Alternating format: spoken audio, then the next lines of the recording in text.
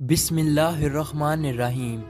अस्सलामु अलैकुम दोस्तों, आज की वीडियो में हम आपको बताएंगे पैगंबर हुदा हज़रत इब्राहीम अलैहिस्सलाम के बारे में, उनकी विलादत के बारे में, बुत परस्ती के खिलाफ उनकी तबलीग और नमरूद की तरफ से उनको आग में फेंके जाने का वाक़या।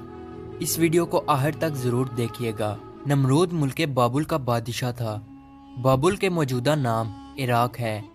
नमरूद इंतहाई मगरूर शख्स था। जब उसके इब्तिदा का दायरा वसी हो गया तो लोगों से कहना शुरू कर दिया कि उसकी परस्तिश करें, क्योंकि लोग पहले ही गैर अल्लाह और लकड़ी से बने हुए बुतों की परस्तिश किया करते थे। लिहाजा वो उसे भी आसानी से खुदा मानने पर आमादा हो गए। लोगों को इस गुमराही और जलालत की ज़िंदगी बसर करते हुए एक अरसा हो गया और वो अल्लाह को बिल्कुल ही भुला चुके थे। परवरदिगार आलम ने उस कौम की